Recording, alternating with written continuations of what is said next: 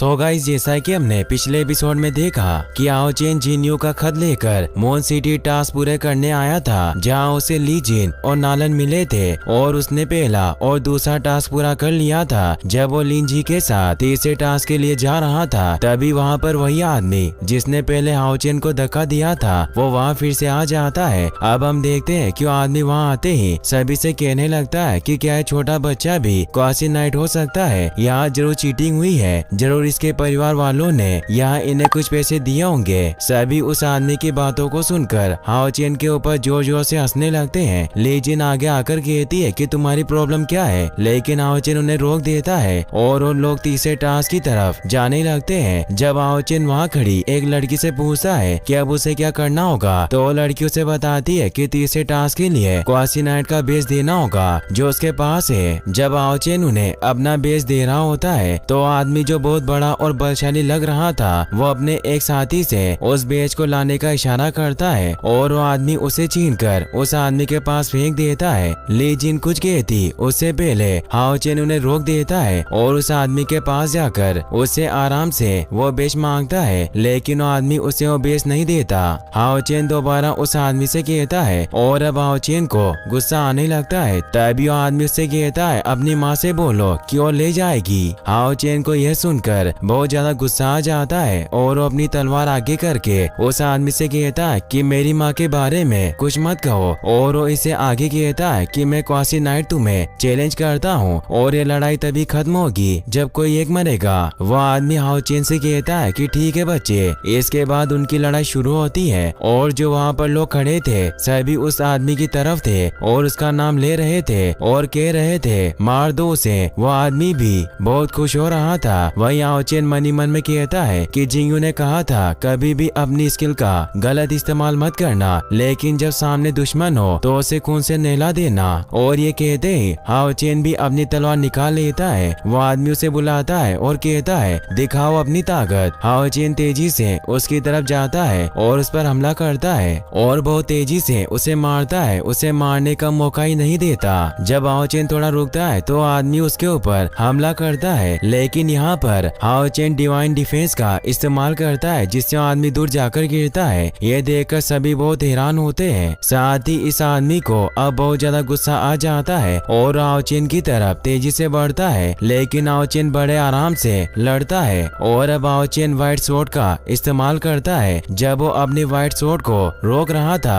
तभी हाओ chain killer cross attack कर देता है और तेजी से उसकी बॉडी के अंदर से तलवार निकाल देता है और कहता है मेरी माँ की इंसल्ट मत करना। वो आदमी कहीं गिर जाता है, तभी दो आदमी उसे मारने आते हैं जिन्हें ली जिन रोक लेती है और सभी देख पाते हैं कि वो फ्लावर ऑफ हेल थी। उन्होंने अपनी यूनिकॉर्न को बुला लिया था जिसका नाम हेल रोज होता है। जब वो दोनों आदमी उसे देखते हैं तो उसे माफी मांगने लगते हैं। ली जिन जैसे ही अपने यूनिकॉर्न से उतरती है वो हाओ चेन को बताने लगती है हेल रोज को यहाँ सभी पसंद करते हैं। अब ली जिन कहती है तीसरा टास्क पूरा करते हैं चलो। अब हाओ चेन उस लड़की को वो बेच देता है। वो लड़की हाओ चेन से कहती है मैं आपके लिए क्या कर सकती हूँ। हाओ चेन उससे कहता है कि मुझे लेवल 3 का टास्क चाहिए। वो लड़की कहती है अभी तो सिर्फ एक ही टास्क बचा है। वो लड़की बताती है कि यह टास्क मोन स्वैम्प में होगा और आपको एक जंगली मॉन्स्टर को ढूंढकर मारना होगा। क्या आप यह करोगे? जिस पर थोड़ा सोचकर हाओ चेन हाँ कर देता है। वो लड़की बताती है कि उसके पास बहुत तरीके के जहर होंगे, इसलिए आपको एंटीडोट साथ ले जाना होगा। तभी वहाँ एक टकला आदमी आता है जो कहता है कि उसने मुझे बहुत खतरनाक सपना दिखाया था। पहले तो उसने एक खूबसूरत औरत दिखाई, फिर वो मॉन्स्टर में बदल गई। हाओ चेन उस लड़की से पूछता है हमें एंटीडोट कहाँ से मिलेगा। वो लड़की कहती है सिर्फ मास्टर लिन शेन उस एंटीडोट को बना सकते हैं। तभी वो देखते हैं कि एक आदमी जिसके हरे बाल थे उसे हेल रोज यानी ली जिन की यूनिकॉर्न परेशान कर रही थी। हेल रोज उसे लात मारकर गिरा देती है। लिन हेल रोज से कहते हैं तुम्हें पता भी है मैंने अपने बालों पर कितने पैसे खर्च किए हैं। ली जिन कहती है तुम्हारे बाल अभी ठीक नहीं है। तभी लिन सभी को मेडिसिन दिखाता है और वहाँ कुछ आतिशबाजियां करने लगता है और एक लड़की को फ्लाइंग किस भी करता है, जिसे देखकर ली जिन कहती है मेंढक के बालों वाला। लिन भी कहता है तुम खुद को देखो और ऐसे ही दोनों में लड़ाई होने लगती है। तो हाओ चेन बीच में आ जाता है और लिन से कहता है आपका मैजिक बहुत अच्छा था। हाओ चेन कहता है हम आपसे एंटीडोट पिल्स लेना चाहते हैं। लिन हाओ चेन से कहता है तुम अच्छे हो और तुम लड़ाई भी अच्छी करते हो। लिन आओचेन से कहता है 2 बोतल एंटीडोट पिल्स की तुम्हारे लिए सिर्फ 3 सोने के सिक्कों में। आओचेन तुरंत उसे सिक्के दे देता है। यह देखकर उसे अच्छा लगता है, इसीलिए आओचेन से 2 ही सिक्के लेता है। इसके बाद वो वहाँ से जाने लगता है और वो इस बार हेलरोज से बचकर जाता है और जाते हुए भी वो लिन जिन को चिढ़ाता है। ली जिन भी उसकी एंटीडोट वाली बोतल देखकर कहती है कि अगर तुम दोबारा मिले तो तुम्हें गंजा कर दूंगी।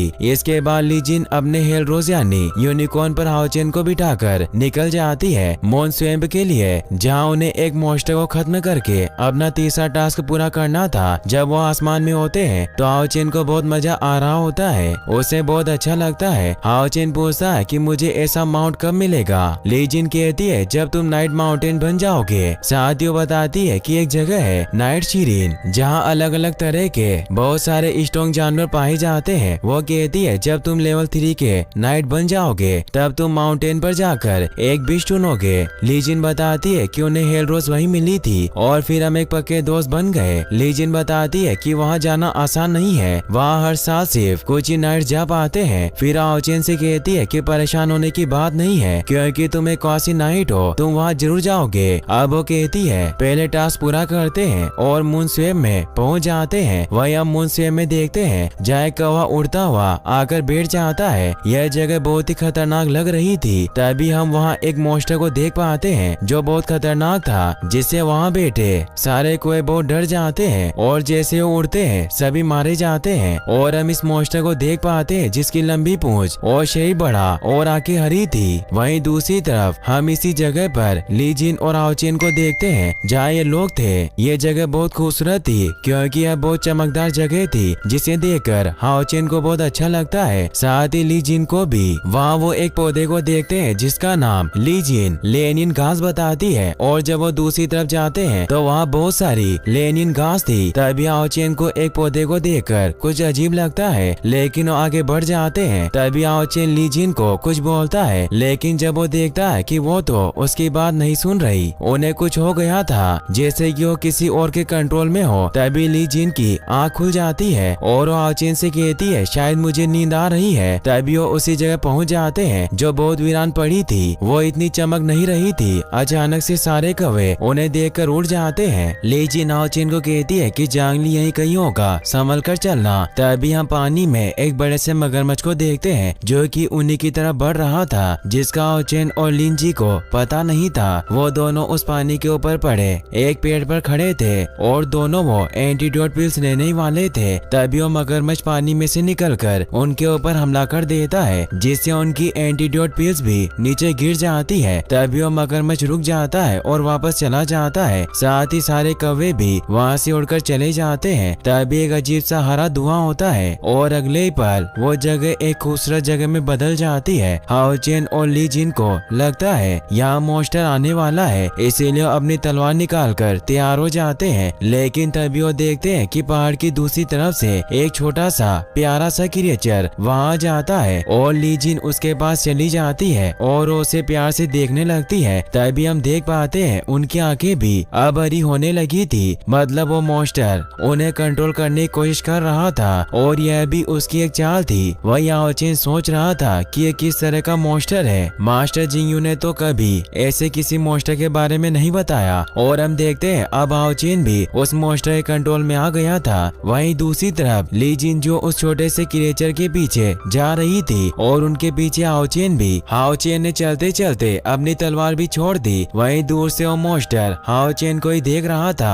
और तभी हम देखते हैं आओचेन की अंगूठी जो कि शेनी ने दी थी वो तेजी से चमकती है और आओचेन ठीक हो जाता है और वो देखता है कि वो जगह कोई खूबसूरत जगह नहीं बल्कि एक सुनसान और वीरान जगह है और ये सब उस मॉन्स्टर के जहर की वजह से हो रहा था। तभी आओचेन को एक छोटे से क्रिएचर के पैर के निशान दिखते हैं। आओचेन दोबारा से इस जहर की वजह से खो जाता, उससे पहले वो एंटीडोट पीस ले लेता है। तभी आओचेन ली जिन को देखता है जिन्होंने एक लकड़ी को हाथ में पकड़ रखा था, लेकिन उन्हें लग रहा था वो छोटा सा प्यारा सा क्रिएचर है। आओचेन उन्हें आवाज लगाता है लेकिन वो अभी सुन नहीं सकती थी और अब एंटीडोट पिल्स भी नहीं बची थी। तभी उसके सामने जांगली वहाँ जाती है, लेकिन आओचेन पहले ली जिन को बचाने की सोचता है और उनकी तरफ बढ़ता है, लेकिन वो मास्टर बीच में ही उसका रास्ता रोक देता है। हाओ चेन उससे लड़ता है लेकिन उसके हमले का उस पर कोई असर नहीं होता, इसीलिए वो दूसरा रास्ता ढूंढने लगता है और सोचने लगता है। तभी हाओ चेन फिर से उस मॉन्स्टर के कंट्रोल में चला जाता है, लेकिन इस बार वो पूरी तरीके से उस इल्यूजन में नहीं फंसता। वो सोच पा रहा होता है कि इस इल्यूजन से कैसे बाहर निकलना है, और जैसे वो मॉन्स्टर उसे खाने वाला था तभी हाओ चेन होश में आ जाता है और उस मॉन्स्टर को उठाकर घुमा देता है और दूर फेंक देता है, और जैसे वो गिरता है ली जिन भी होश में आ जाती है। जैसे ही वो होश में आती है हाओ चेन को एक पीस मिल जाती है जो ली जिन को दे देता है, लेकिन ली जिन अभी कमजोर महसूस कर रही थी, जिस कारण हाओ चेन अकेला ही उस मॉन्स्टर से लड़ता है। वो मॉन्स्टर लगातार हाओ चेन की तरफ अपने जहर से हमला कर रहा था। हाओ चेन भी व्हाइट स्वॉर्ड से हमला करता है। जब वो मॉन्स्टर ली जिन और हाओ चेन के ऊपर हमला करता है तभी ली जिन फॉर्मेशन बना देती है, जिससे वो दूर जाकर गिरता है। ली जिन जहर की वजह से खड़ी भी नहीं हो पा रही थी, वो कमजोर पड़ रही थी, इसीलिए हाओ चेन खुद ही तेजी से उस मॉन्स्टर की तरफ जाता है और उस पर हमला करता है। हाओ चेन लगातार उस पर हमला करता है। एक बारी तो वो मॉन्स्टर बच जाता है, लेकिन हाओ चेन नहीं रुकता